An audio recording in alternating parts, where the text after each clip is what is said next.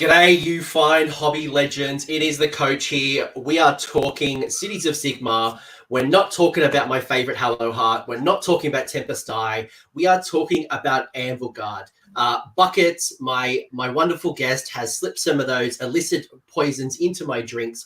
He has got me in a curse, and I'm ready to talk about this city that I don't quite understand because I'm not playing the style. So Buckets has been playing this army for a long time now. It's been something that's been near and dear to his heart ever since this book came out. I was kind of spellbound by Hello Heart. Buckets, Tyler has been talking all from Canada going Anvilguard, Anvilguard, Anvilguard. So I couldn't think of a better person to bring to the table to explain to me why Anvilguard is the greatest thing since sliced bread. So fresh out of Canada, g'day, how are you, good sir? Anthony, hello. Doing well, thank you. Excited to be here, talk about some illicit dealings for sure. Little dabbling going on here. You have been an absolute master when it comes to Anvilguard. While everyone's talking the list tech of double piling in Hammerhall, they're talking about +8 to casting from Hello Heart. We're doing all the little pistoly shooting from Tempest Eye. You have stuck to Anvilguard, and you've had some interesting lists, and you actually convinced me to bring some of that into my Tempest Eye army. So I did. Yeah, the Dreadlord. I think everyone should be playing the Dreadlord if you're playing Cities of Sigmar. He fits in about four cities for sure, but if you like the unit, you can play him all over the place there. So all right, let's not ruin Christmas. Let's just tell the kids what's in the present. But is there anything you want to say about yourself? People who might not know who you are, Bucket Ninjas. You're in all the YouTube chats. You're definitely a figure in the community, a very positive light. I've really enjoyed our conversations over a number of years now. What else don't we know about Buckets? How did you get into Warhammer? Well, thank you. But I originally got into it from a neighbor, my neighbor down the street. The kids are the same age, and he was playing Magic the Gathering. I was playing a bit of Magic the Gathering. And yeah, he said, I'm moving over to Warhammer 40K. You want to give it a shot? I said, maybe. I tried it out and it wasn't for me. So a year went by and he switched over to Age of Sigmar, and I'm a Swords and Shield kind of guy. And I started up. I fell in love with the Beastclaw Raiders to start. And I've been hooked ever since. No, it's great to have you, and I'm glad that you saw the light that is Sigmar, and you walked away from those bestial chaos. But you've been playing tabletop sim for a while. You're quite local when it comes to the Canada community, and I can't wait till COVID's over to see what you actually get to do with some of this new list tech that you've been building and playing with. It's interesting for sure. Definitely. I'm a list builder. I like the math of the game, things like that. And Cities of Sigmar was the book for me when it came out. So that probably leads into a really good question, is what drew you to the Cities of Sigmar book? And then the second question after that is then what drew you to Anvilguard? Well, originally I started in Cities of Sigmar for a narrative event. And it was an escalation league. And I started in for that. And it went ever since. It was for Darren Watson's Go Trek Challenge. Mm. And yeah, so I started with that, and it's been hooked ever since I started. And Anvilguard was the choice, the vitriolic spray, which we'll talk about. And I just fell in love with some of the lore, made some characters, named them and everything like that. And it's been growing ever since, from a narrative army to now what it is now. And I've noticed that in your list design, you're heavily drawn towards that dark elf meta, that Scourge Privateer, that Order Draconis, that type of dark elf kind of build, and that kind of naturally fits in perfectly to Anvilguard. Not to say that you can't bring them into other cities, but I feel like it is a great place for that former dark elf faction, however you split it out with the different builds. Exactly. They work, the covens and stuff just work with Anvilguard so well. And it grew from that. It was a narrative love for me for an escalation, and I saw something that I think was powerful, and I've just been playing with it and trying to learn it. And there's a lot of tricks out there that I don't think people know about, where you're saving points, stuff like that. You can bring a lot of cool characters and cool models. I mean, it's not the cheapest army to play because a lot of the range is quite old. So, but it's incredible. Yeah, no. Look, I've been really surprised by. There's another player locally to me, who's really really good at Anvilguard. His name's Andrew Bigwood.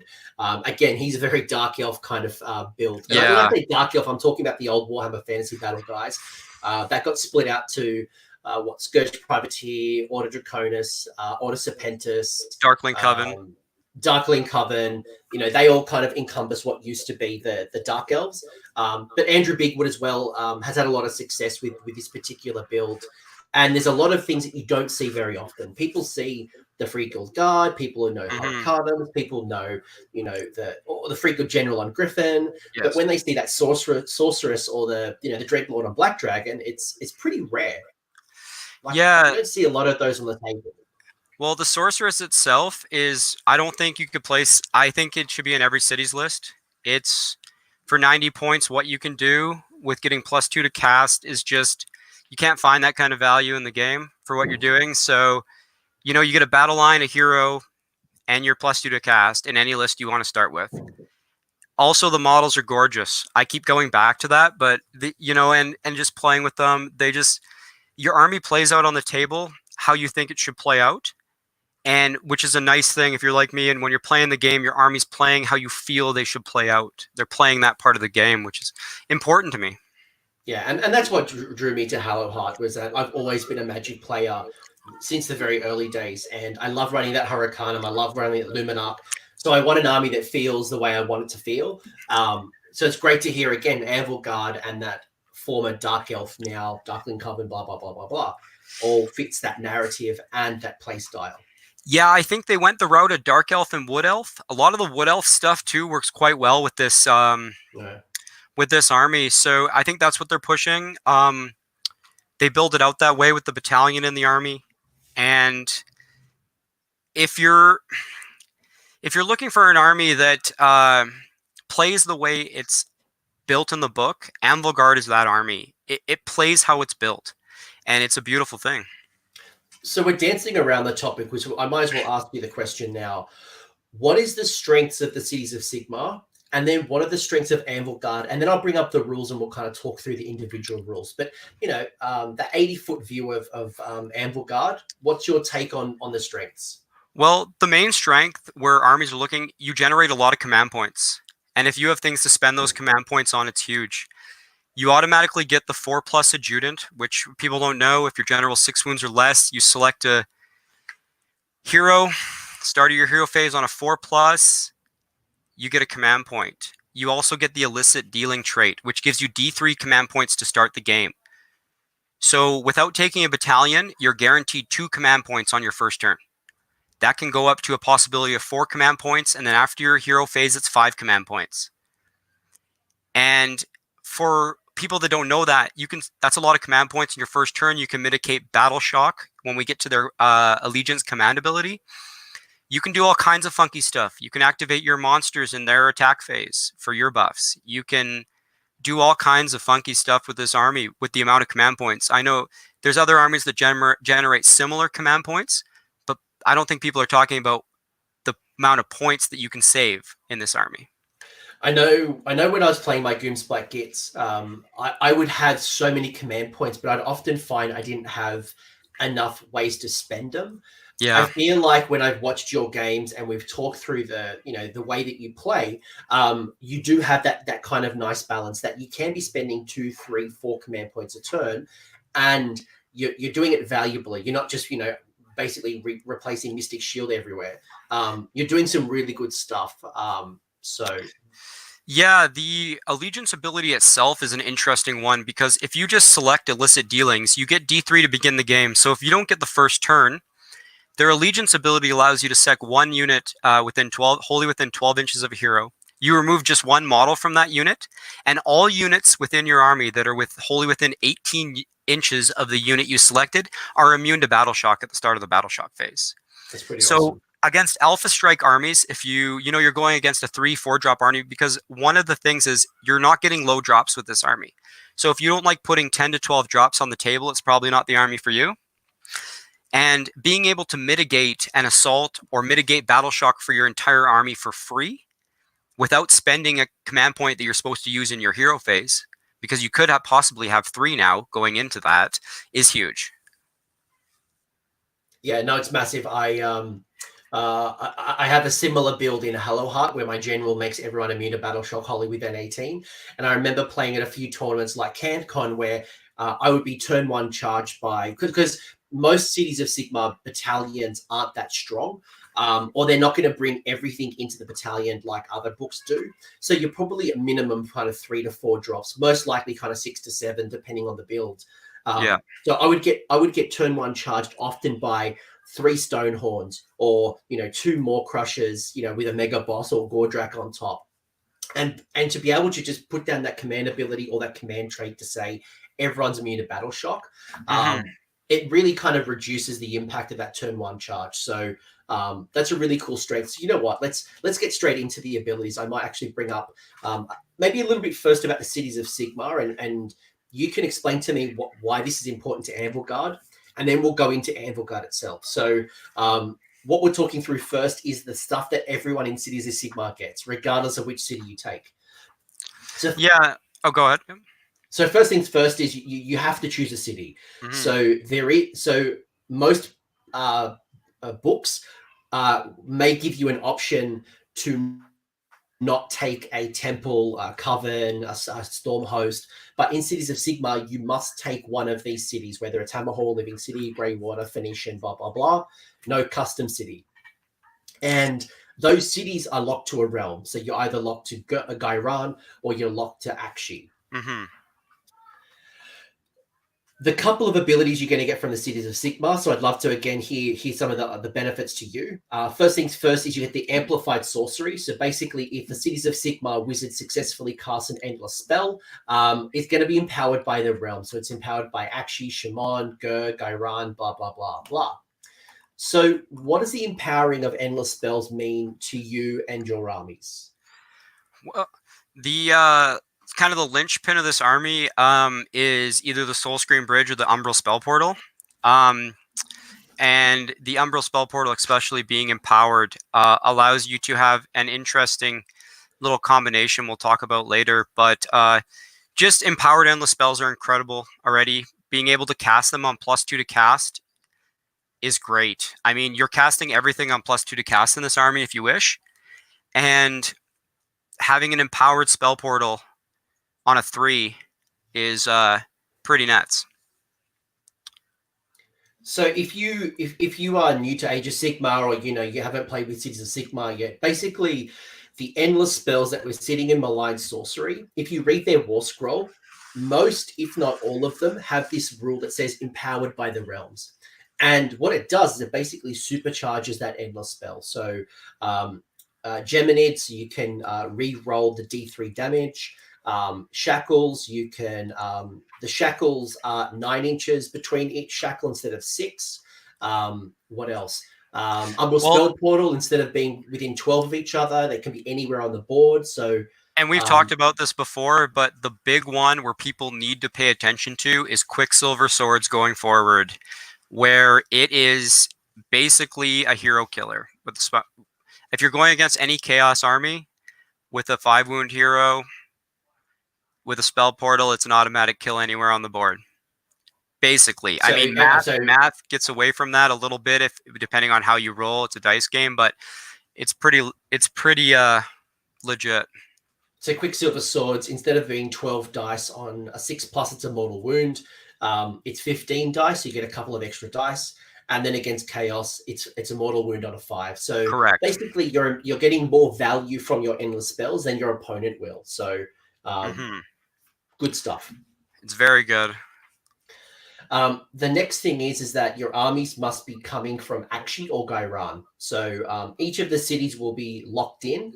It'll say specifically that Hello Heart and Tempest Eye, for example, are coming from Akshi. They'll say the Living City comes from Gairan. So what does that mean, Tyler, that my city has to come from Gairan or Akshi? Well, being Anvilguard has to come from Akshi. So it gives you Thermal Rider Cloak and Ignaxis scales. I mean, they're 2 of the best artifacts you can take. If you're we'll talk about it later, but they have an inherent artifact that's already a feel no like a ignore wounds, so you can have 2 of those in your army. An interesting thing too is we'll talk about it soon, I'm sure, but this army allows you to take the benefits of a battalion without taking a battalion for the points. Yeah. So you're guaranteed to be able to, if you're looking for an artifact from Akshi, you can take it for free. So what's wrong with a free Ignaxis scales on your Hurricanum? I mean... And the other big call out you're probably going to make here is that what it means is that you can't come from another realm. So if you play Anvilguard, you must come from Akshi, which means you can't come from Gur or Hish or Shimon. You must play. I mean, obviously, if you're playing in a narrative game, do whatever you want. It's it's up to you and your opponent. Correct. So the artifacts you can take, you got to look at that. You can only, your army has to be from, if you're fielding this army, it has to be from the realm of Akshi. So whichever rules implement that, that's the way it is. So they're the artifacts that are going to come from malign sorcery. So that's just correct. FYI. The next rule I'm going to get is this honored retinue. So basically, you choose a general in the Cities of Sigmar if it has a wound characteristic of 6 or less.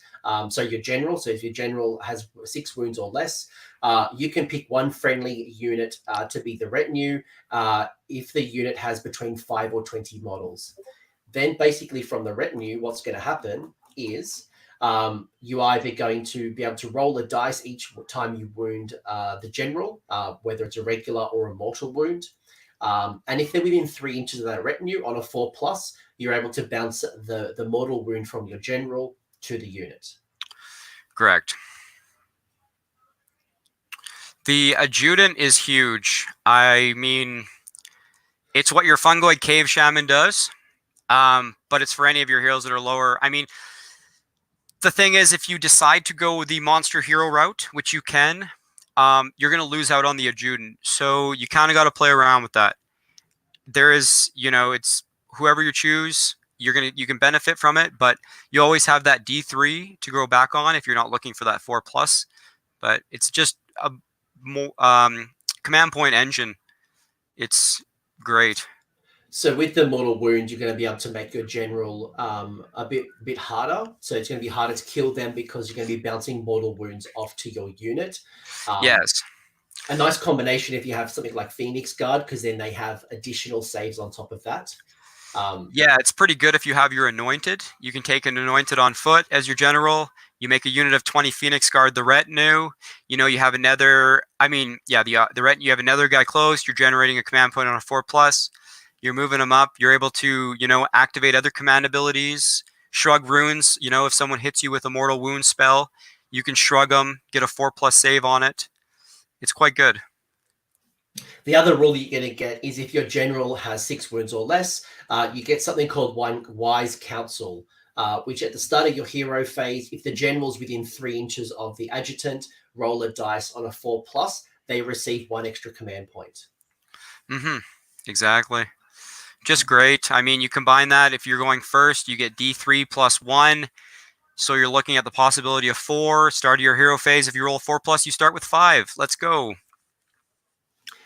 Finally, you're going to be able to choose 1 in every 4 of your units are going to be Stormcast. So if you choose a Stormcast unit, it doesn't count to your ally points, and it gains the Cities of Sigmar keyword. So how does that work for Anvilguard in your armies? In my armies, I'm a believer that Anvilguard's looking for volume of attacks over quality of attacks. So you can bring something like the Knight Azeros in, where you're re-rolling 1s.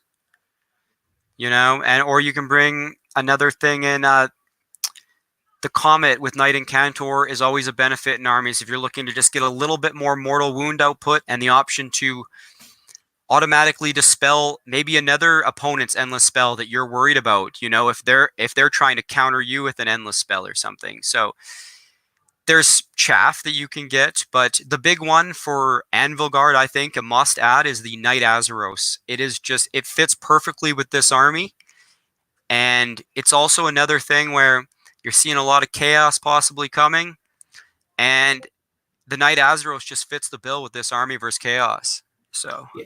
So what it basically means is that you get to have 2 army books to build your list. So you can yeah, pick anything in the Stormcast book and anything in the Cities of Sigmar book, so long as 1 in every 4 unit is a Stormcast unit. So if you have 8 units, you're only allowed to have 2 Stormcast, but you're not restricted to points. So you could have a Star Drake that's like 500 odd points.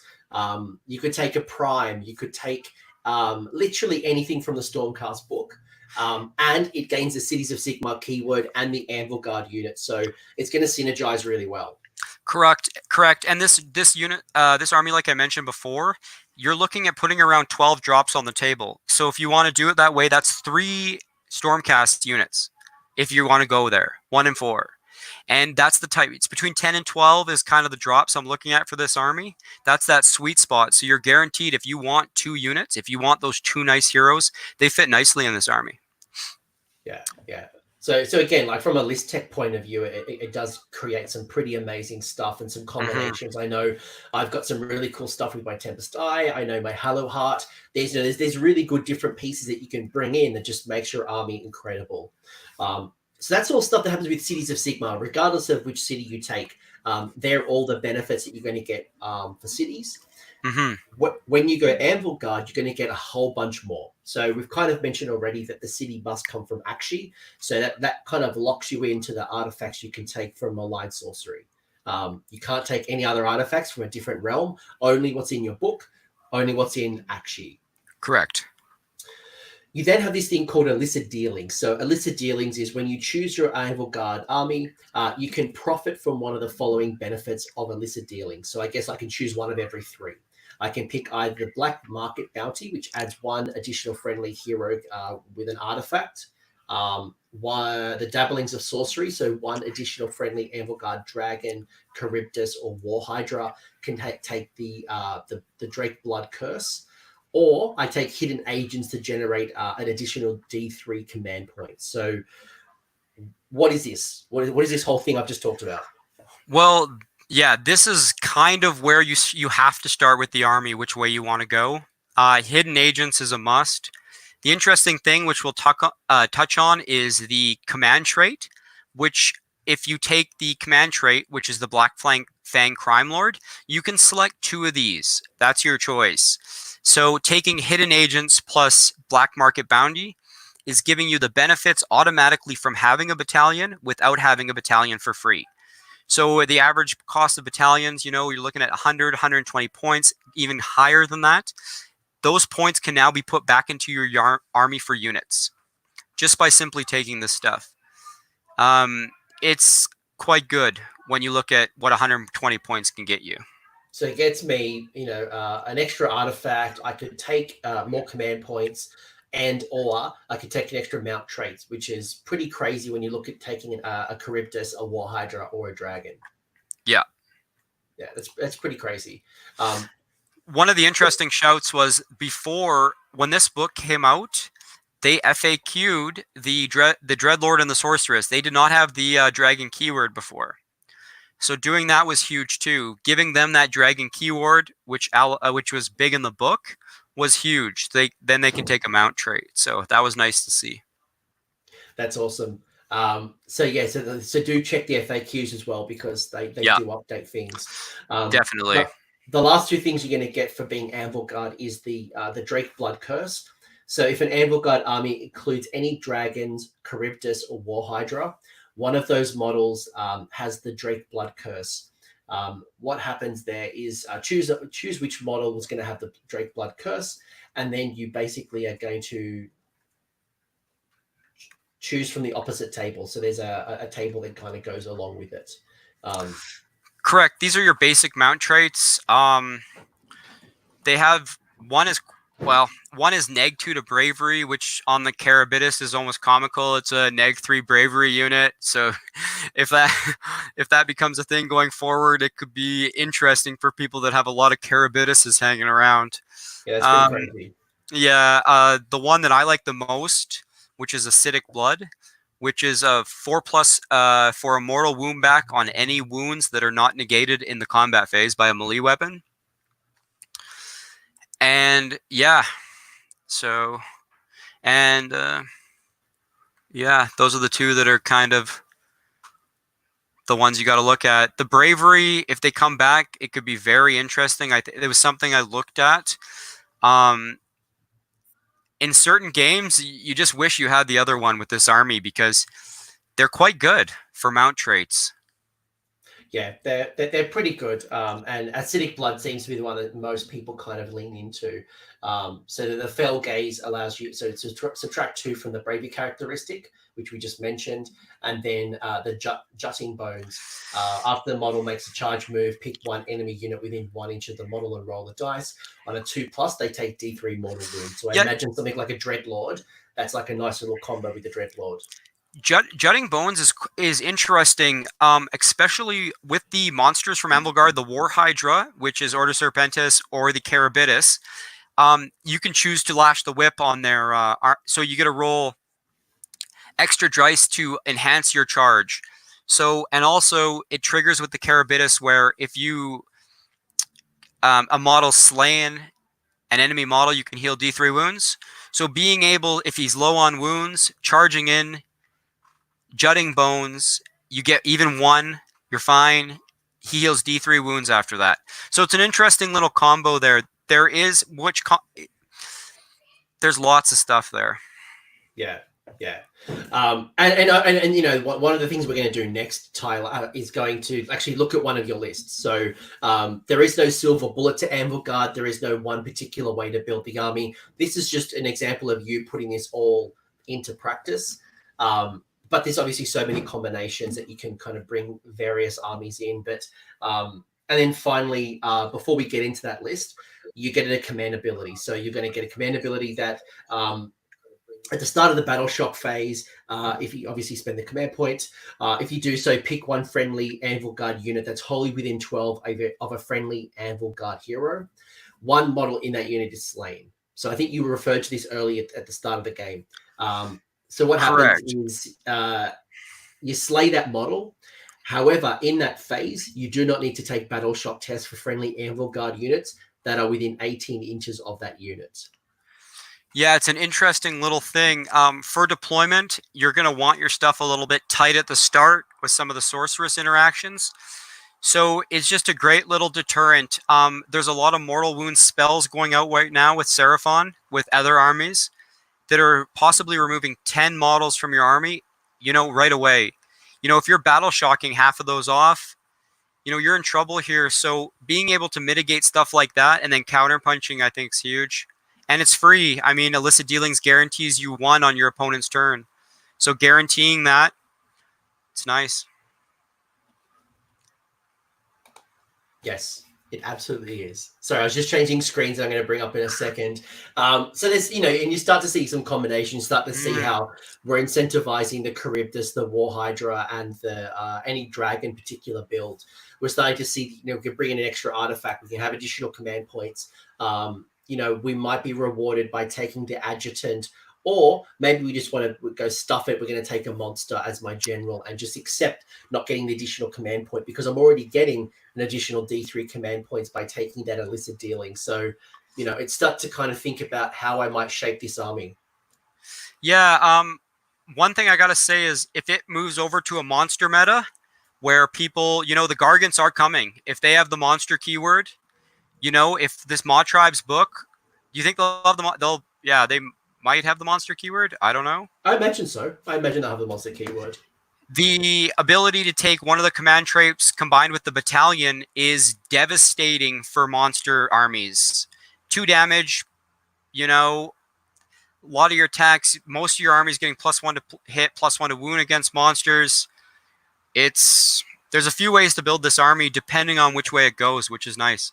Yeah, and it's worth calling out as well is that you're going to get Anvilguard artifacts. There's an Anvilguard spells. There's other stuff that comes with it. But where I really want to start to kind of understand the Anvilguard build is within one of your lists. So you've been kind enough to share this with me, and I'm going to walk through step by step your list, and I want to understand what this unit is. Why have you picked it? What's it do for you?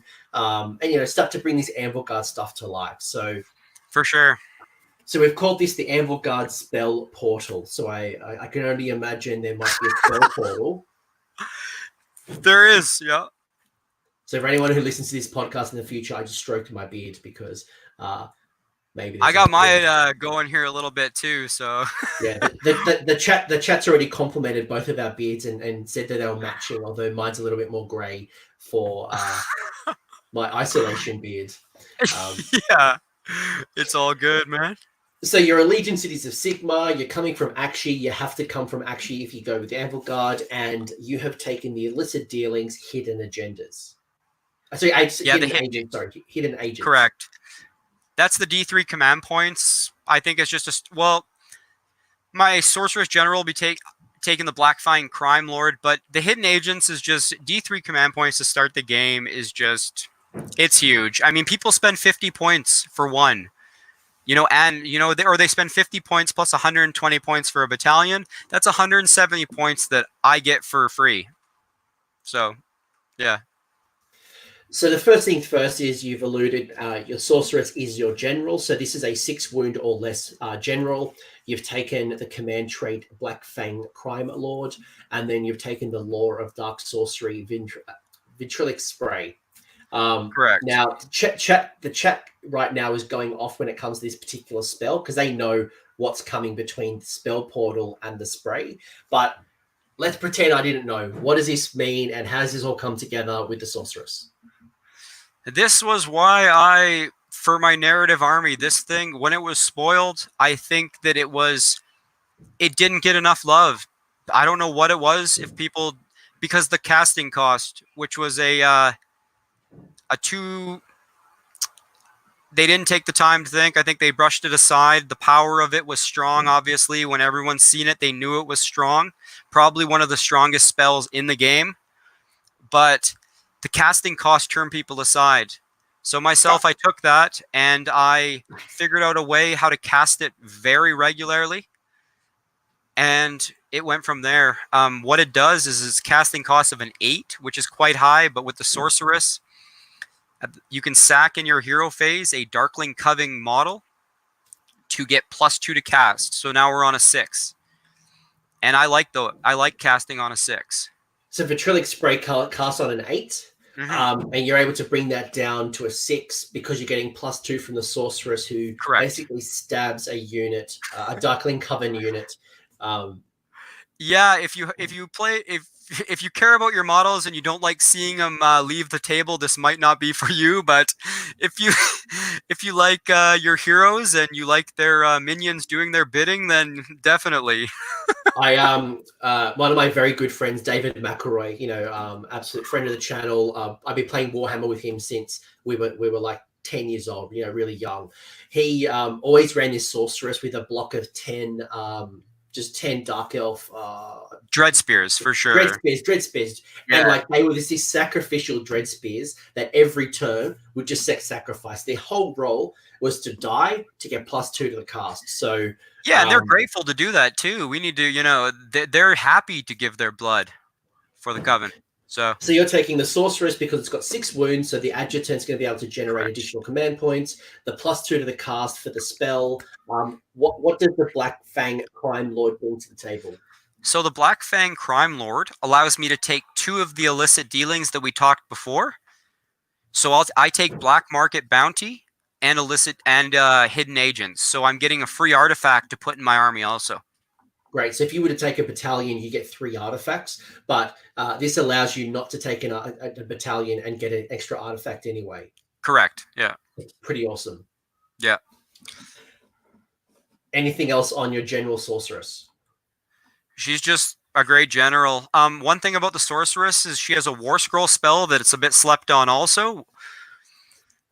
Word of Pain. -1 to hit and D3 mortal wounds to a unit. It's huge. I mean, when you're sending it around the board, it's 18-inch range. You can just tag something, say, okay, -1 to hit, D3 mortal wounds. Casting value's low, you're +2 to everything. So all these casting that people are avoiding, with the sorceress, the spells look a lot more, they look a lot better. I mean, they're a lot more appealing, I guess the wording is, a lot of these spells that are overcosted. Yeah.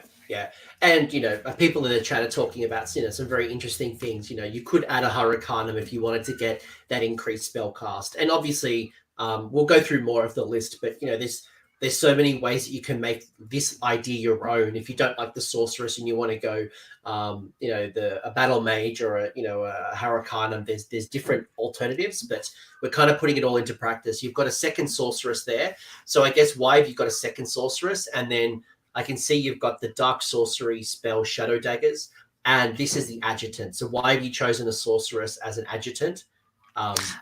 It was originally a battle mage. The battle mage is great with the light battle mage or wherever you want to go. You want Fuzz protection or you want +2 run and charge. I mean, whatever your flavor is, but the reliability of having 2 sorceress being on +2 to cast gets off any little combination you want spell-wise, usually. So having the other sorceress there is 4+ command point, +2 to cast. For my 2 wizards, that's where I want to be. By the way, before anyone pings me in the chat or in a comment in the future, I just remembered that the Cities of Sigmar Hurricanum is no longer buffing order wizards. It is now the Collegiate Arcane, so you can't get a +1 to the cast. Correct. Of the sorceress. Correct, So yeah. Don't at me at some stage, chat. Don't at me. I'm not looking at the chat right now, so I just got this up here. So, yeah, definitely.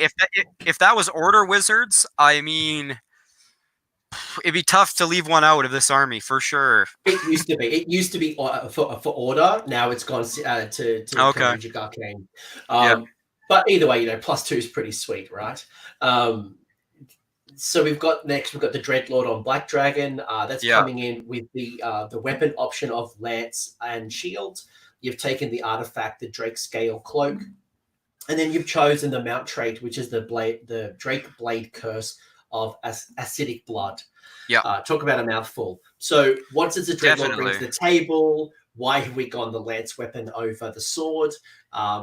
What's the cloak doing? Why the blood? I've been a fan of the Dreadlord, as you know, Anthony. I'm a convert. He converted me. At 300 points on the charge, this hero is quite good. When you take the shield, he gets a 3+ save on his base. You can choose to take 2 hand weapons, which lets you reroll hits. You can do some things, but the 3+ combined with the Drake Scale Cloak, which is an artifact from Anvilguard, gives you a 5+ ignore mortals and wounds. So he's a 3+ 5+. On the charge, he's doing -2 rend and 2 damage on his lance. And his dragon also has a decent profile, classic monster profile. And the acidic blood, so he's pretty tanky. All those wounds back, 4+, you're sending a mortal wound back to the attacking unit. So nice little, hero. He fits with it. Being able to take a mount trait wasn't available to him until the FAQ came up after the book was released. So that made him a bit more appealing to me. I originally was looking at Sorceress on Black Dragon. It was a nice unit in, a different army. But seeing this after the FAQ, I knew what it was I wanted to play. It's a gorgeous model too. So, yeah, I'm converting one from a Carmine Dragon for my Tempest Eye, and when I look at your combination, so the Lance is certainly rewarding me for charging my opponent to get that additional damage, and then the shield is going to make the dragon a 3+ armor save. So I know in my Tempest Eye, for the first turn it's a 2+. Correct. In Anvilguard, you've just got a straight 3 up armor save, and then you're bouncing off mortal wounds because of acidic blood. You're doing absolute carnage with the dragon does. I think one of its bite attacks is like D6 damage. Correct. So the Ignaxis Scales is an interesting. If you're only concerned about mortal wounds on him, the Ignaxis Scale is nice, but I like the Drake Scale. It's just a great artifact. I mean, 3+, 5+. Solid. Yeah, and you're bouncing off mortal wounds when you take them. Correct.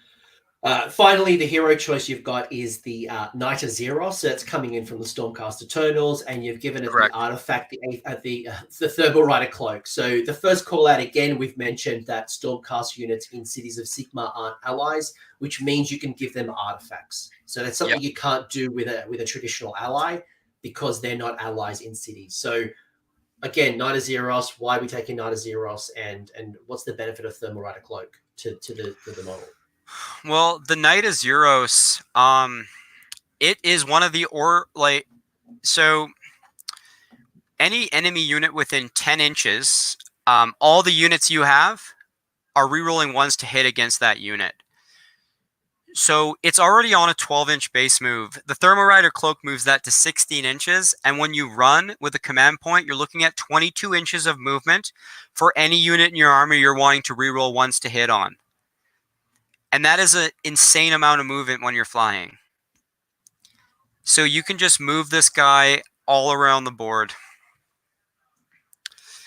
He is quite good.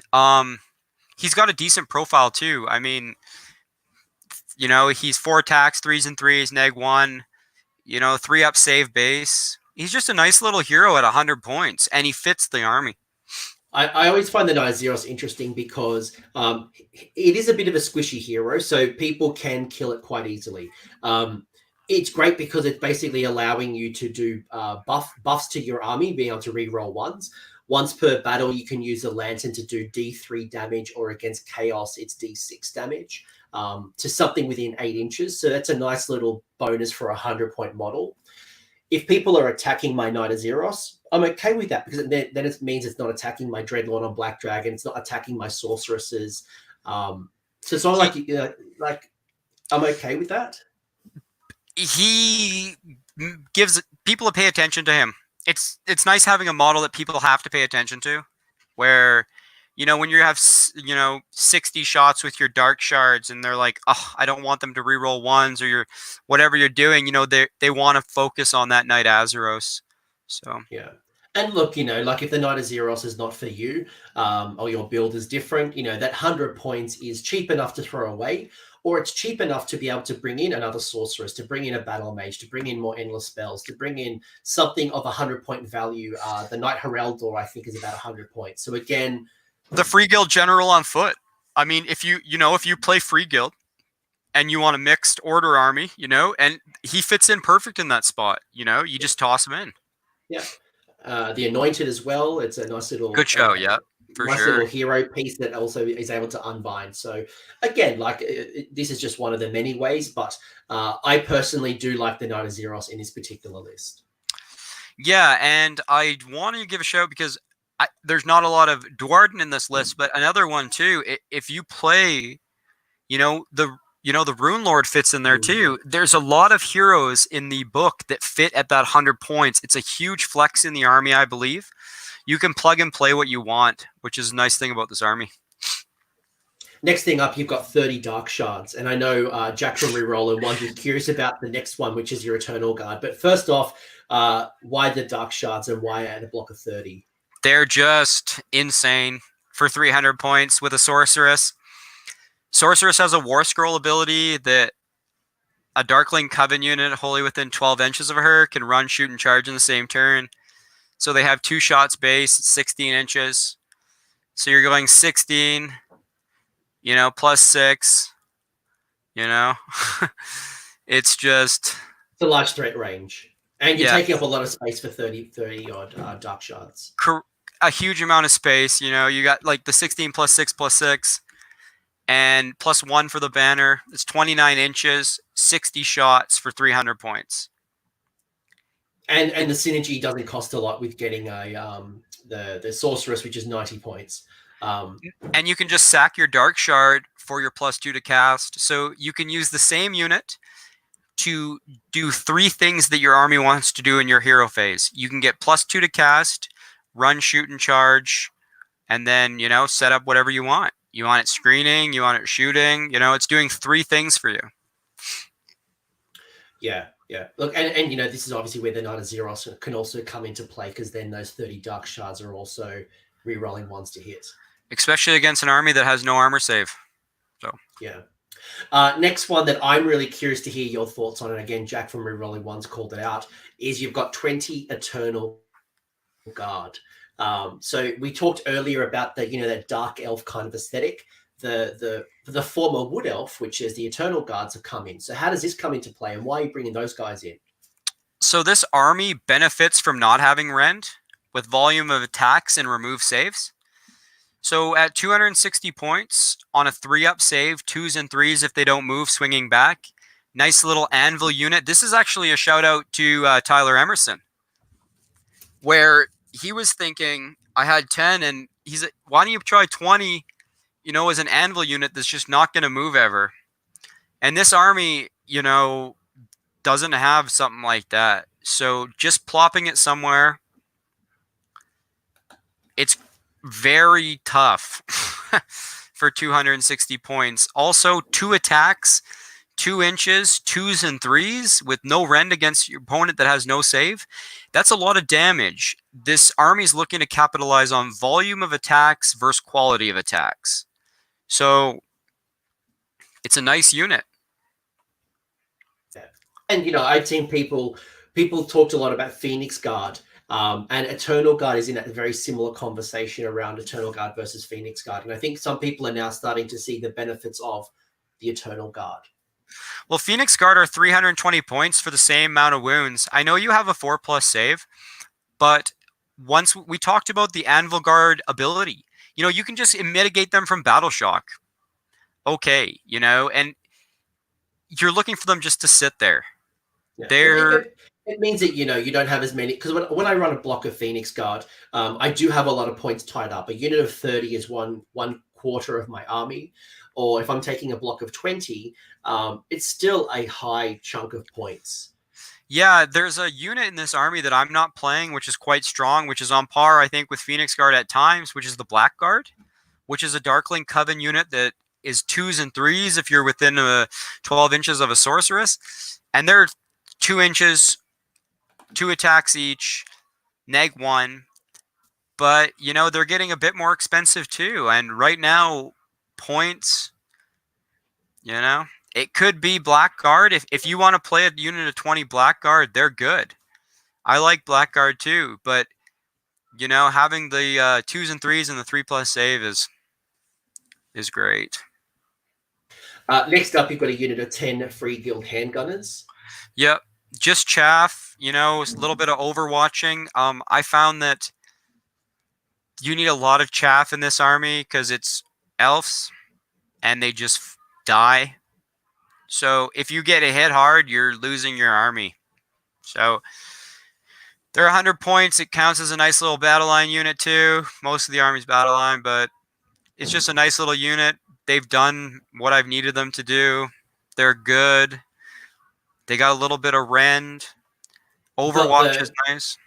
And also, let's not discount the long rifle that sits in that unit. So for every unit of handgun, you get that long rifle, which is going to have a 30-inch threat range.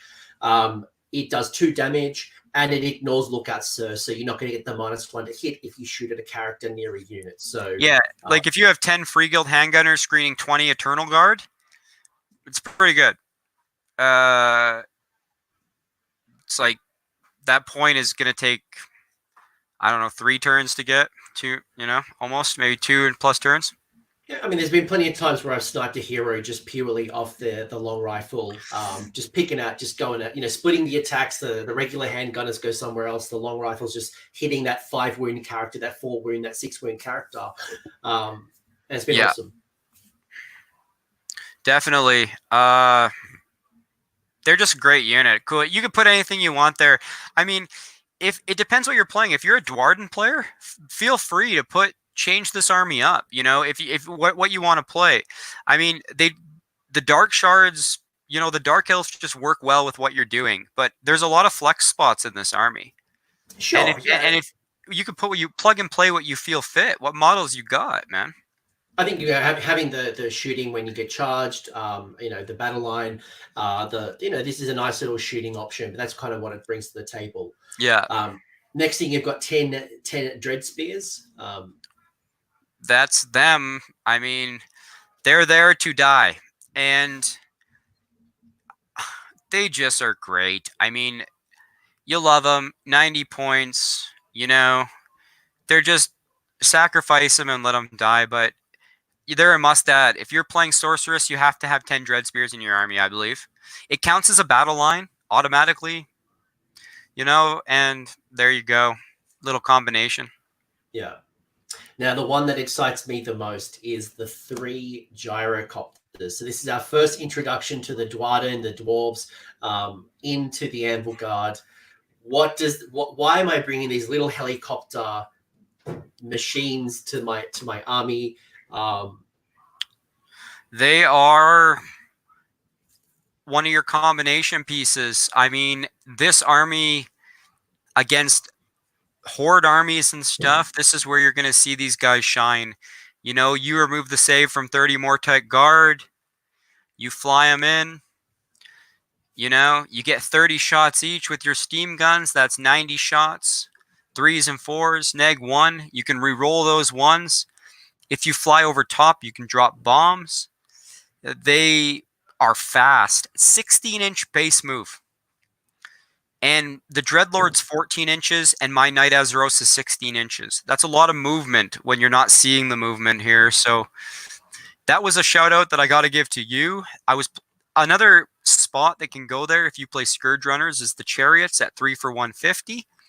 It's D3 mortal wounds on 6s to hit. You can re-roll those. There's a lot of spots there that can flex also if you like Chariots or what you're doing. But the gyrocopters are the piece, I think. Yeah, and I know in previous lists you've run 3 Scourge Chariots, which come in at 150 points for 3, which has been, again, really good value. They have really large bases. They take up a lot of board space. They're a nice little lot of wounds. Unit. Yeah, a lot of wounds and a big board. Exactly. Huge base and lots of wounds for the points. So six wounds a base. Correct. 8? Yeah. And they're on a 5+, but the Drake Spawn Chariots, which are also 2+ D3 mortal wounds on the charge, are on a 4+ save. So, and again, any wounds that are going into the Chariots are not going into your Dreadlord. They're not going into, you know, the other stuff that you want unwounded. Correct. And for 180 points, I mean, the damage that can happen that doesn't always, you know, you have steam guns and you're going up against Maw tribes, which happened to me, isn't fun. But, you know, that's the kind of stuff that it's part of the game, you know? It just is what it is. But you see a unit as 60 grots. So your gyrocopters are coming in as a horde killer. And this is where it combines quite nicely with vitriolic spray. Correct. Yeah, definitely. I mean, they're great. I mean, removing the save, they're kitted out with the steam guns. I mean, it's pick your thing, but the steam guns are just... It's only an 8-inch range, mind you, so that's something for people to remember. So it's models within 8 inches. So it's a bit restrictive, but fun. Something to keep in mind. The last unit choice you've got before your endless spells and all that good stuff is the 10 Shadow Warriors. It almost seems like every list in Cities of Sigmar must come with a unit of Shadow Warriors. This is no different. Why the Shadow Warriors? They just do what you need them to do.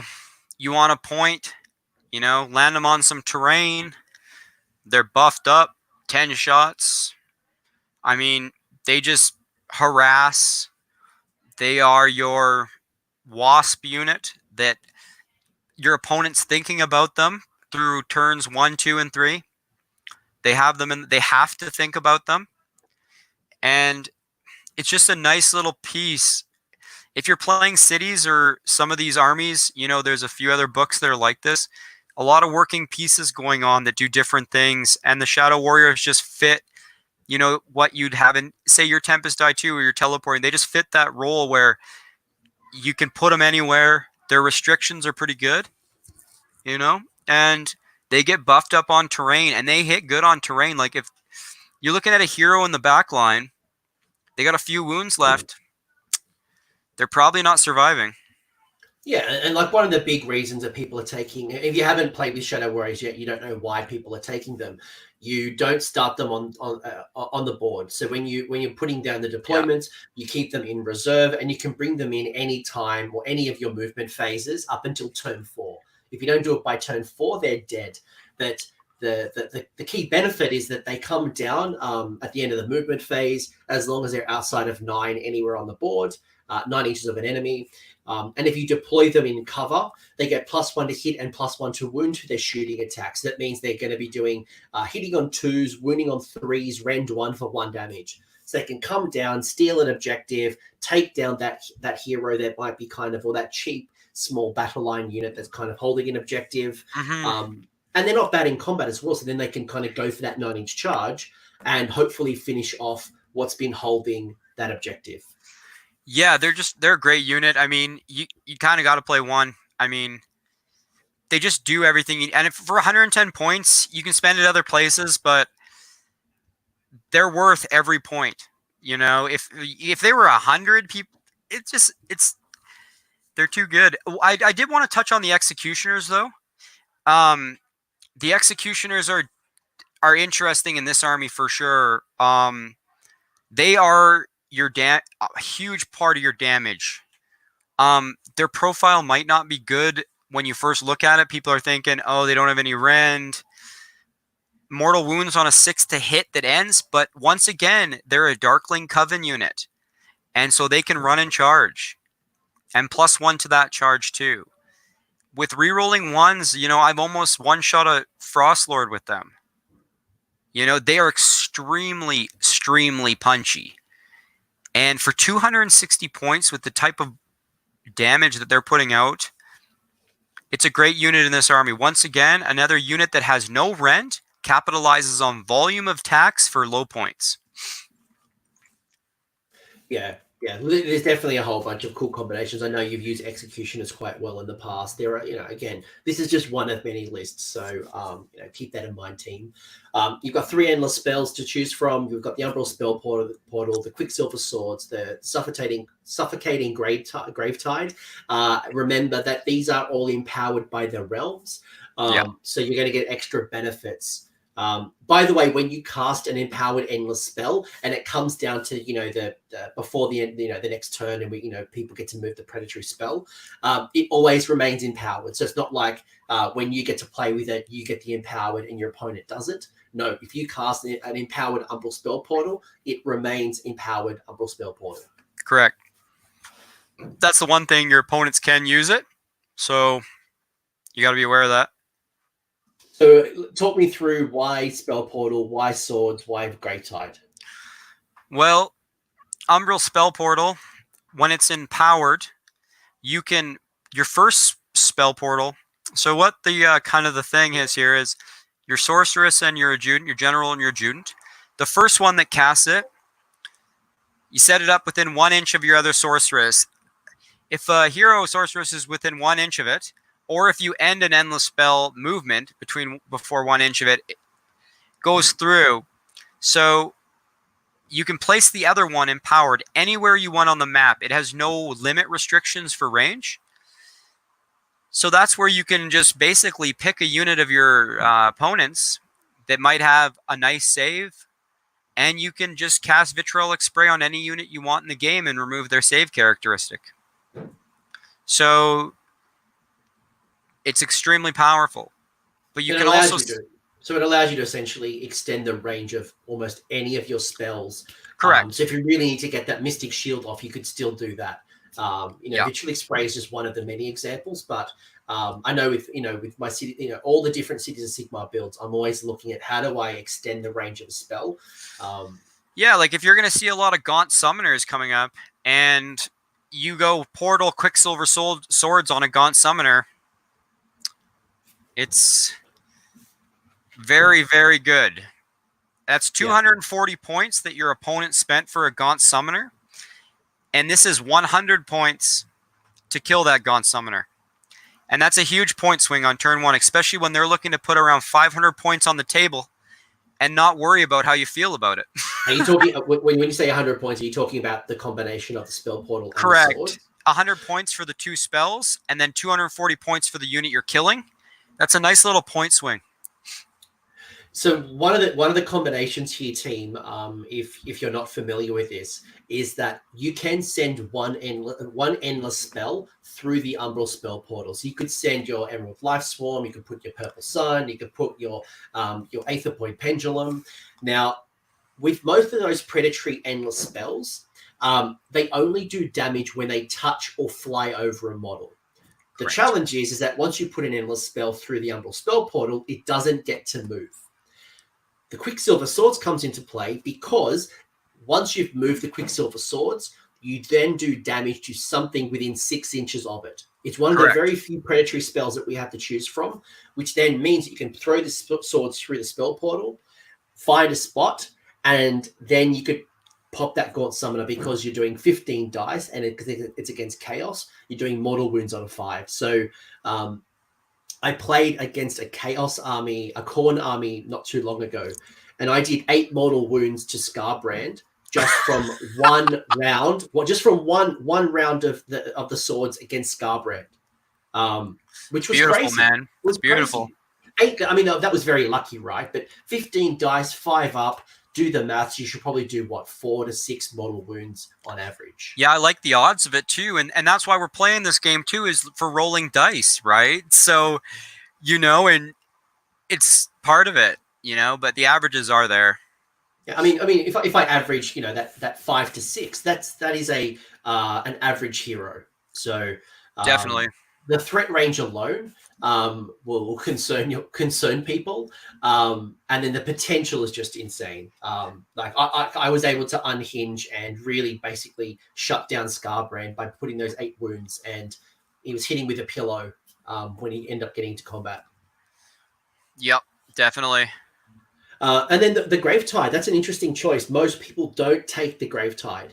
The thoughts behind this were actually from playing against the new Winterleaf Sylvaneth, which, if you ever played against a Branch Wraith or Witch or whatever that's on +4 to cast, it's pretty good. And being able to slow down, this army suffers against extremely aggressive armies. The problem which you seen I did, it's dangerous. You have to send it through the portal, or you can't set it up. But sending it through the portal and just putting it in front of your opponent's army on deployment is disgusting. Because the way the spell works is you have to set it wholly within your caster, but the portal counts as your caster. So when the portal sets up, it takes on the distance from your caster. So you have to set it up within the portal, set up a nice little thing. They can't move. Have to dispel it. Maybe they can't dispel it. I don't know. Now, obviously, the wizard who casts the Umbral Spell Portal can't then cast the Gravetide. Despite how many casts, this is probably where your double sorceresses come into play. One could do the Umbral Spell Portal. One could then bring the swords or the Gravetide through, or Ventrilic Spray or whatever. Correct. These are 1-cast wizards. So you need 2 to 3 wizards, I think, in most cities lists personally, but that you don't got 2 casting wizards. So even your sorceress on Black Dragon for 300 points is only casting 1 spell, which I think it's criminal. I've been pushing against it forever. Free the sorceress on Black Dragon. Yeah, well, you and my wizard on Griffin give me a double cast. I can't justify that wizard Griffin. As much as I want it, I can't justify it. If he was a 2-caster, the amount of mortal wounds that guy can put out with his mount plus whatever spells you give him, you give him Fireball. Yeah. Well, it's a bit of a hot. Even though the spell regular is a bit hot garbage. But that was a really interesting view on your particular list. And I know, again, if you want to be a dwarf kind of Dwarden type player, you can build around and kind of make this your own. If you want to be more of a free guild, make this your own. But I know, one of the things that Anvilguard has up its sleeve is it has a start collecting box. One of the few of the cities that actually has a start collecting box.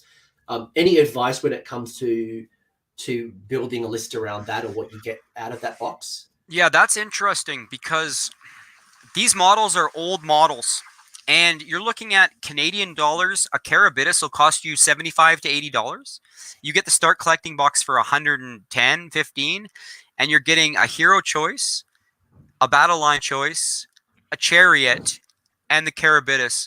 It's a 200 plus. Well, we're looking at $220, $230 value for 110. And for my Scourge Privateer fans out there, I know you're out there. You didn't see any, but There is 40 Scourge Privateers for the 240 points it is, with a Soul Scream Bridge that casts pretty much automatically. If you're getting into this army, the start collecting box, a few of those, it builds your battalion instantly. 3 of those boxes builds your battalion and over half your army. So it's a great. What they did was nice. They should do it for more armies in this book because the models are expensive. But what can you do? Yeah. So I mean, the great stuff there, and obviously it's rewarding us with the gyrocopter and things like that. So, well, the gyrocopter actually comes in the Greywater Fastness one. Oh, that's right. You get the chariot option between Scourge Runner but they're also extremely expensive on the site. I mean, if you need 3 chariots, which is 150 points, it's going to cost you 150 Canadian dollars. It's tough for people, but they're strong. So, yeah. So, I mean, again, this was just one of the many lists that you can build around Anvilguard. How does it win? How do I win a game with Anvilguard? Because the way I play Hallowheart, the way we play with Tempest Die are very different.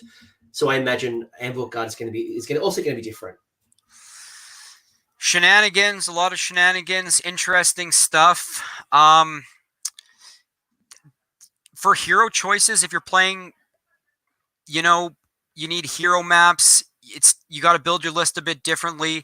They're looking to control objectives, target down certain areas. They're extremely good at targeting certain areas, melting things, playing the objectives, battle shock immunity. You can play them in a lot of large horde groups, which could help you win. 40s, battle shock immunity, objective holding. They're definitely playing the game of Age of Sigmar. So, well, I'm glad they're not playing 40K. By that, I mean you have to play the scenarios. Yeah. So, sorry, I couldn't help myself. No, it was great. I fell into that for sure. I mean, the army is your combination army. If you're interested in doing combination style winning, you're interested in playing what your opponent's deployment is, how your opponent's playing, it's going to win through games like that, games of attrition, games of surprising your opponent with things that they might not expect. Yeah, for me, it's got some magic, it's got some combat, it's got some shooting, it's got some monsters, it's got some of those light cavalry, and obviously the whole book has that. But the army can leverage all of it. While things like if you put those Scourge Runners into a Hallowheart, it's like it's not really it doesn't kind of synergize as well as what it does in Anvilguard. One of the benefits of this army is I think it can adjust to different metas quite well. Where it can adjust to a monster meta, it can adjust to playing the horde game and stuff like that. It can really adjust. It's always starting the game. I've mentioned it before. You're starting the game with a lot of command points. You're starting the game with resources. So how you want to manage those resources you start the game with, it's a very good tool. So I know, like one thing that I've done to synergize with the Black Dragon really well, and I'm happy to talk about this in the future when I do the Tempest Eye video, is I synergize the Drakespawn Knights with the Dreadlord. So that's 150 points. If the Dreadlord's my general, it makes those Drakespawn battle line, and they combine really well with the Dreadlord's command ability. There is a lot of stuff you can do with that, and they also are on a 3+ save. So I know you're going up to it. When you talk about that, you're getting a better save, but they're nice. A 3+ save against certain chaff units, and they get quite punchy. So +1 to wound. They do not have very many attacks, so it's a bit interesting. Another interesting unit, which everyone knows about, is Iron Drakes. With casting a bridge with this army is extremely reliable. +2 to cast on the bridge. It's empowered.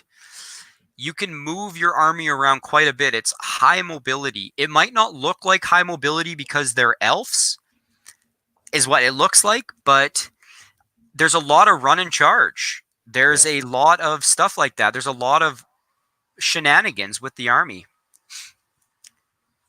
I think what's really cool as well is, like if you were going to build around this list, a very fast, hard-hitting Anvilguard list, instead of taking the sorceresses on foot, maybe you'd go down the route of taking, the sorceress on Black Dragon, and then you're kind of combining, with some more fast those Scourge runner chariots. So again, you've got this really fast, hard-hitting wall of, your Drakespawn Knights, your Dreadlord, all that stuff. So.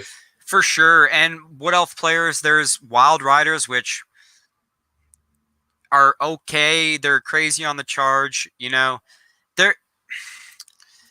units are going to die in this army. So you got to hit them hard, or you got to hit them sneakily. You got to hit them.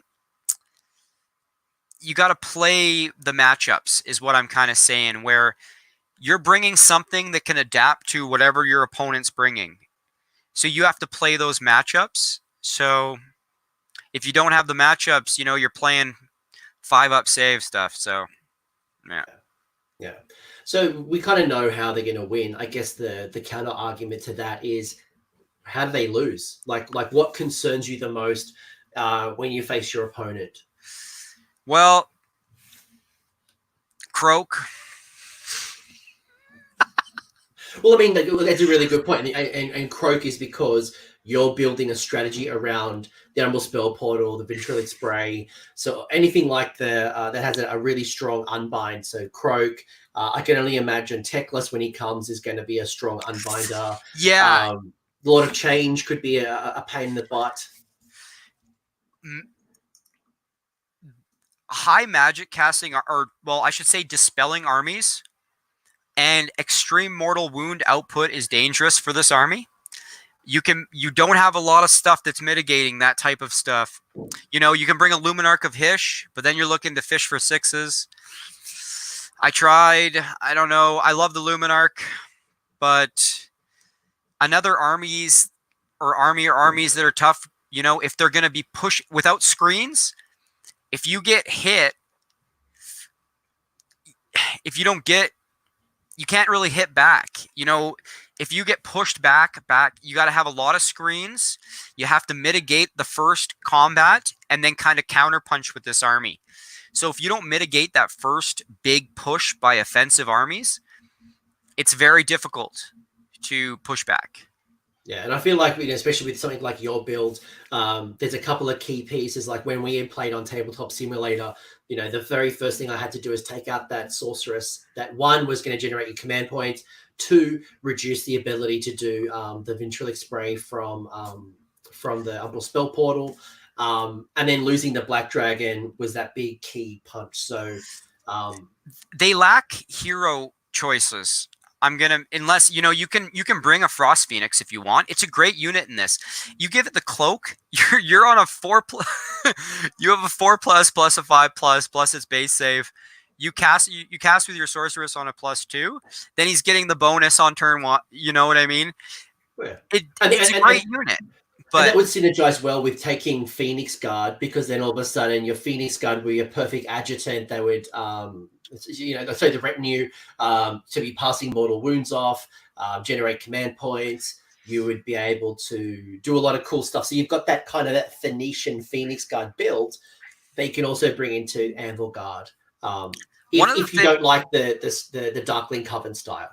That's one of the things where I think people dismiss the army originally, where they're like, well, I have Free Guild. I can't play a Dark Elf army. Well, that's not how Anvilguard works. Anvilguard wants everyone to play that army. It used to be. So for anyone who was familiar with the Firestorm campaign, which was basically the Cities of Sigmar beta, that restricted you to a very Darkling Coven style. And by the way, I just want to call out Heywo Twitch in the chat has made a really good point as well, is that the Fire Phoenix is a great addition to Anvilguard as well. And if you're feeling risky and you like the 4-up, hey, you might get a free Phoenix when it dies. But, Anvilguard loves being risky. And that's the thing, is like, if you like rolling dice too, this is an army it's fun. it's fun and it plays how it's supposed to play, and it's looking for people to experiment with it, experiment with units. The army works. You need a sorceress and you need 10 dread spears, and then you can plug and play basically whatever you want in the army. I suggest the dragon, but if you play if you're a Phoenician player that wants to try Anvilguard out, play Anvilguard. Try it out. It's just, try it out.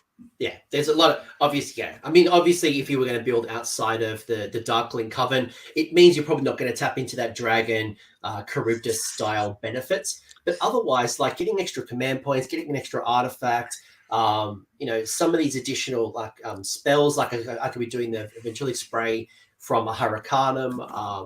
One of the things we didn't touch on, I don't think exactly, but you can also choose a thing called Secretive Warlock, which means if you have a hero that's not a wizard, you're Free Guild General, you give him Secretive Warlock, he now knows, if he's a wizard, he knows all the spells from the spell lore, but if he isn't, he becomes a wizard, and then you can give him a spell.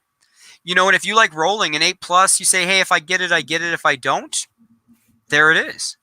I did that. I do that in Hello Heart with my general being the Anointed on foot, and I give him an artifact called the Witfire Tome, which gives him a spell from the spell lore. And because he can unbind as well, it means I can unbind an endless spell I can dispel without being impacted by the artifact, because the artifact is not a spell; it's coming from the artifact. So although it doesn't get keyword of wizard, I can still do some cool stuff for 100 points. So again, pick your poison, go down the High Elf route, go the Wood Elf route, go the Dark Elf route, go the Empire route. All of these older factions tie in really well to be something unique and special. And I know I keep referring to old style armies, and I could be using Free Guild, Darkling Coven, Scourge Privateers, but that concept works really well here, and you're not restricted to just one style like you used to have to be. Yeah, the army, it's very good against monsters too. And if you have a lot of, let's say, the guys from the Wood Elf guys on foot that are good against monsters, not wild rangers. Well, yeah. You can have Wildwood Rangers. You can take the Slayer command trait, and now your general is a beast against monsters. You take the battalion, which gives the entire battalion, you can take 340 blocks of Scourge Privateers if you want in the battalion, that are all +1 to hit and +1 to wound against monsters, that can teleport across the board on 3 attacks each with a Black Arc Fleetmaster. For 300 points, you get 120 attacks at +1 to hit and +1 to wound against monsters that can Soul Scream Bridge empowered anywhere around the map. There's a lot of stuff here that people can look at. If you have the models, try it out. I think it has legs. Yeah, Soul Scream Breach, by the way, doesn't get empowered. It's only malign sorcery. Oh yeah, that's right. Sorry, it doesn't get empower artifacts. But, it's only in malign sorcery. My bad. But you cast it for cheaper, is what I'm getting at with the sorceress. My apologies. Yeah. Teleport the Iron Drakes. Teleport Sisters of the Thorn or the Sisters of the Watch. Exactly. Teleport a big block of handgunners or crossbowmen. There's a lot of cool stuff. We're only tipping the iceberg here. Is there any particular scenarios that you enjoy playing the most, like the style, or who knows what scenarios are coming in the future? But is there ones that work really well with Anvilguard? Ones where you can pressure outside objectives are good. I like, ones where the randomized ones where you can surprise your opponent, where they move a huge block of their army somewhere, and you say, okay, remove that entire block of the army. It struggles with hero objectives for sure, where you can't really move your sorceresses around. You're playing 2-foot heroes that can't really move. And you don't want your Dreadlord sitting on an objective. That's a complete waste of points. It struggles with hero stuff, I'm going to be honest. You can change it so you can have a lot more mobility. I mean, chariots move. You can have a lot of mobility. Stuff where you're deep striking things in, you're moving, you can generate good quality on that. But you're looking at counterattacking. So I think that's where the army's strongest, is the counterattack options.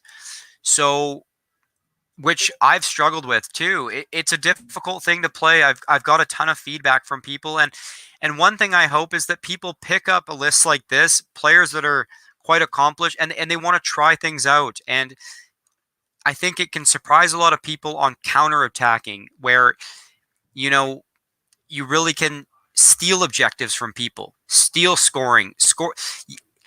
I've noticed that if you get that double turn on turn 3, that's where the army really excels. So on that priority roll going into the third battle round, if you can somehow obtain priority or keep priority, you have a good chance. It really starts to kick into overdrive if you can combine, the double turn and things like that. Yeah. Yeah, I agree. I agree. I mean, if you were concerned and you were going to a tournament where you did need a hero that was going to sit on an objective, this is where the Frost Phoenix might come into play because it's just a super durable unit. That's the thing. I mean, you look at the pack from a tournament coming up, and you see the scenarios. You might have to adjust this list. This list has so many working parts, and more better than most. That book has so many units where, depending on what's going on, you can plug and play. Yeah.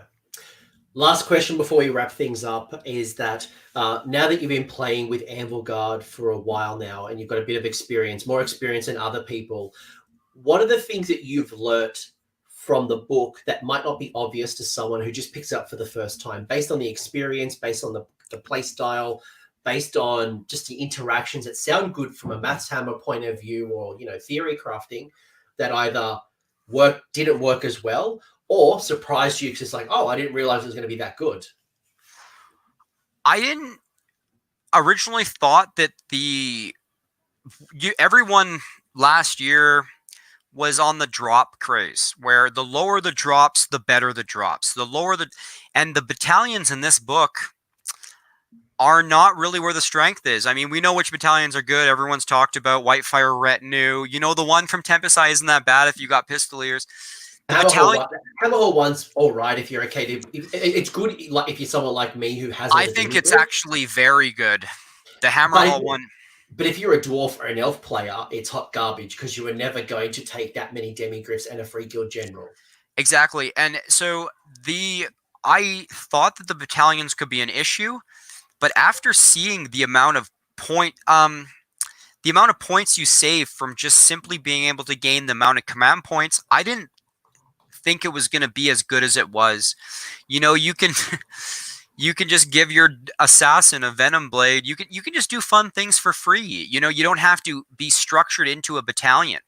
Playing this army gives you a lot of freedom that I didn't see before, where you can play what you want and it's going to do what it says it's going to do, and you can plug and play.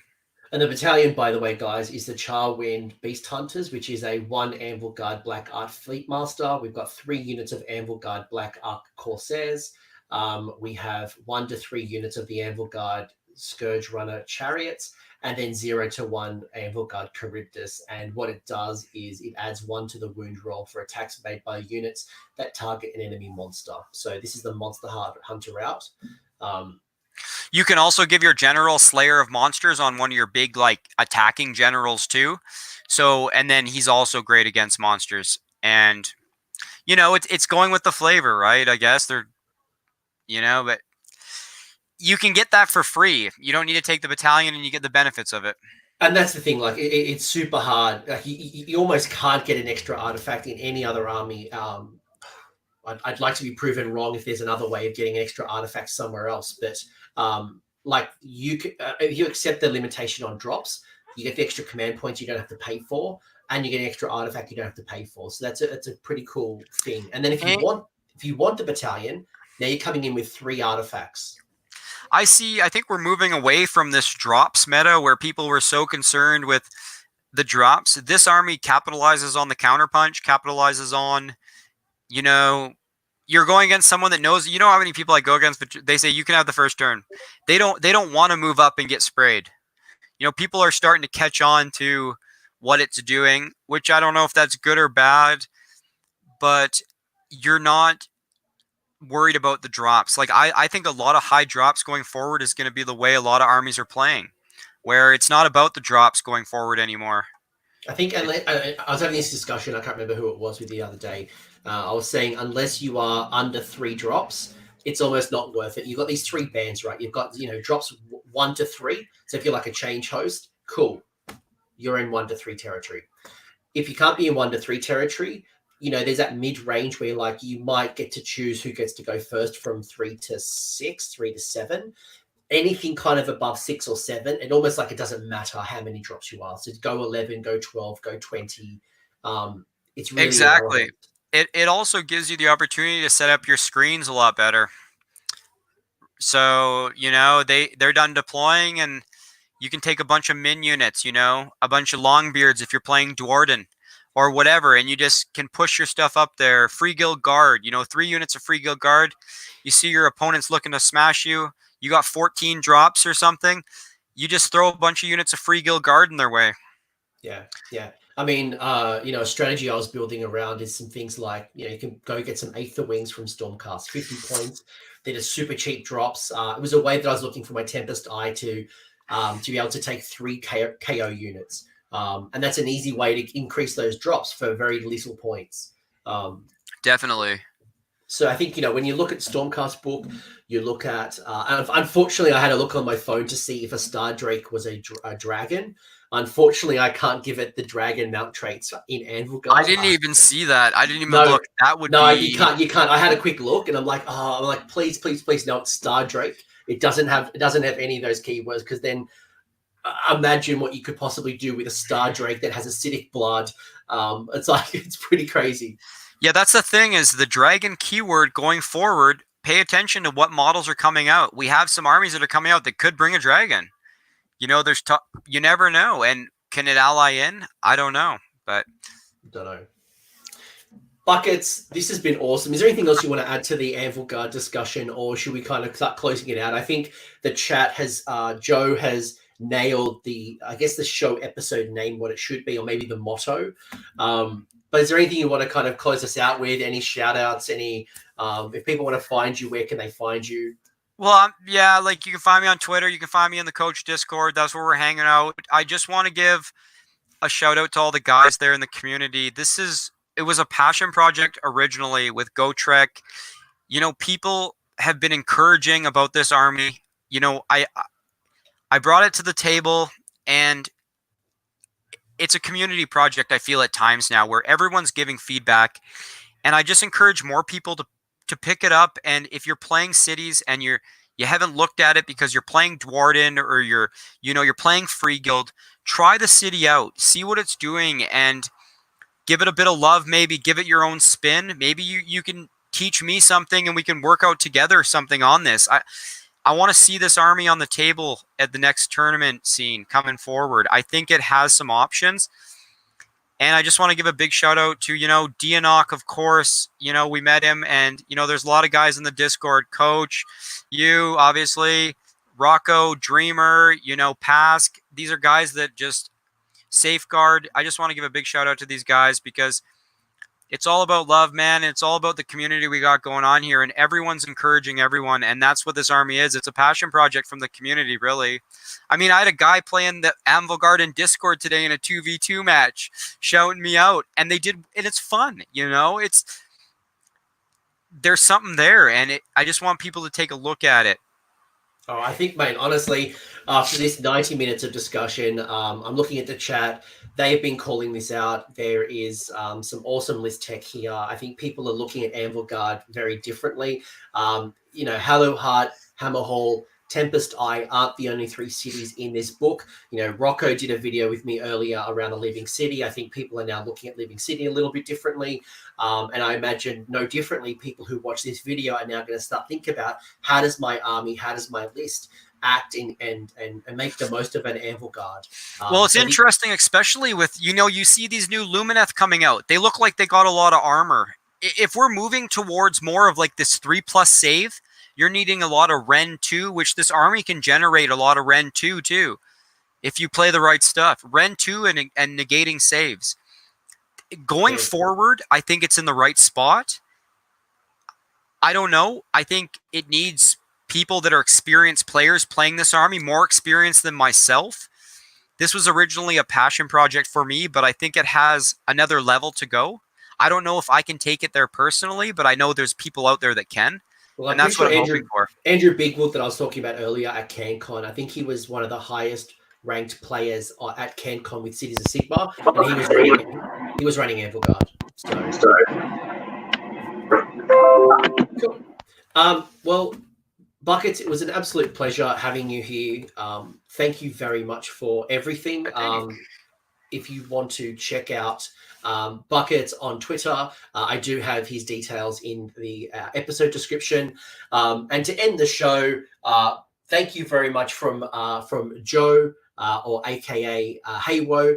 Spray and pray, baby. Spray and pray. Yeah, man. And I want to give a shout out to that guy. I am so happy that your content's back, man. I know you're on a hiatus or whatever it was, dude, but the community needs you. So you keep putting content out there, dude. Please. He needs to do another parody of the Stormcast. Welcome to Storm. It's just thank you, Anthony. It's just such a pleasure, man. Thank you. My pleasure. All right. Well, I'm ending the show now. Spray and pray, baby. Spray and pray. Enjoy Anvilguard, and I look forward to hearing what you guys build in your lists. Cheers, everybody. Thank you. Spray and pray. Spray and pray. Spray and pray, boy. Spray and pray.